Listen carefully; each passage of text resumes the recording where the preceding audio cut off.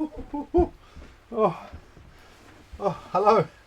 Welcome back to the shed on a very wet and tempestuous day. It is coming down in buckets outside. In fact, if you listen closely, you can probably hear it gently pitter-pattering on the roof above us. But anyway, got to crack on, whatever the weather. And today it is an exclusive edition of the news. By that I mean, of course, camera news.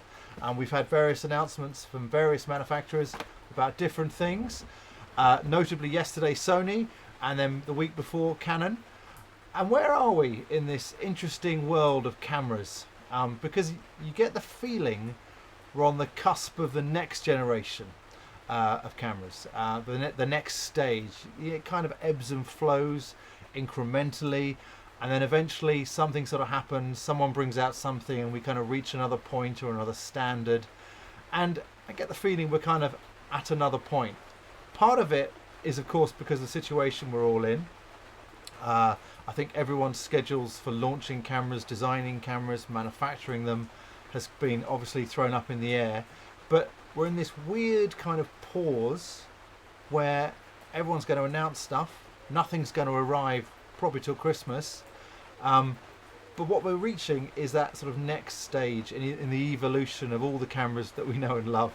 If between us there's a lot of water flowing down, it's because the shed itself is not very long, and so the camera that's recording me, which is Panasonic S1H, is under an awning, and as I'm watching, the rain is very, very artistically falling between us, so we might get that lovely softness.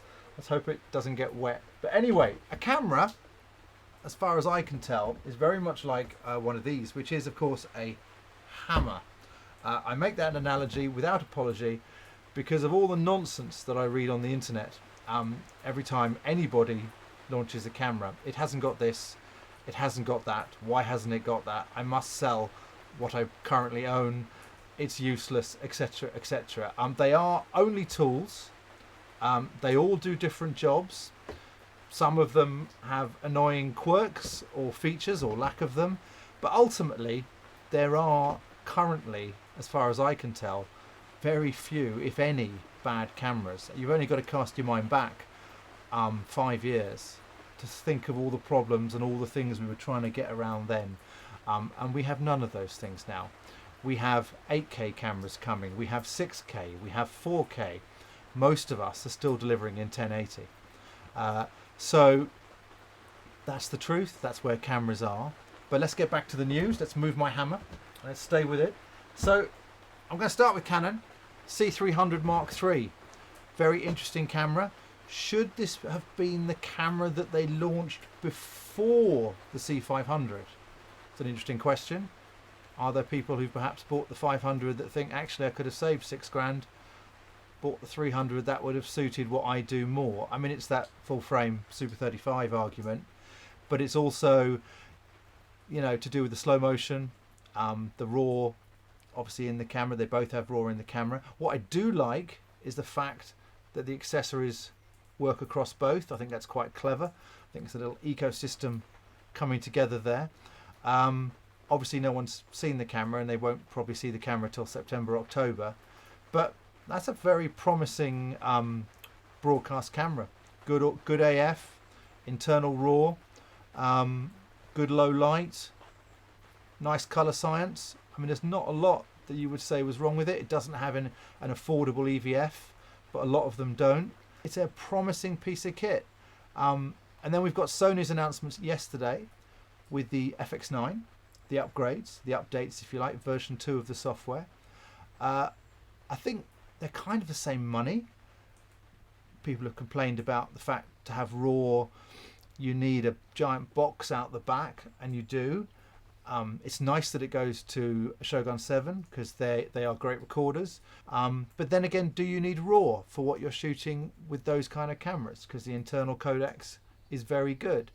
And it's got the END, so you've got the ND built, electronic ND, great low light. I think the 5K scan is very interesting.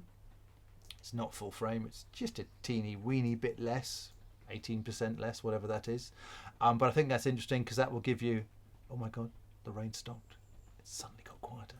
That will give you 50 frames per second at 5K, which is probably where most people will leave the camera, jumping occasionally backwards and forwards, and a touch screen. So they've turned the monitor actually into a touch screen, so you can obviously push it to move the AF point, and more importantly, go through the menus easily, which are kind of a Venice-styly kind of menu. But again, not coming till October because of what's obviously happening. So all of these cameras and announcements that are coming along, they're very incremental. We've all got a lot of time to mull them over, compare them on the internet, and work out which way you want to go, yay or nay. And of course, other manufacturers will come in with other stuff as and when they decide. I think it's very much linked to the show the kind of way the shows work. Now the shows have been thrown out of kilter completely. You know, where manufacturers will be building up to a show for a launch, well, that's all gone. So who knows? People could announce cameras at any time.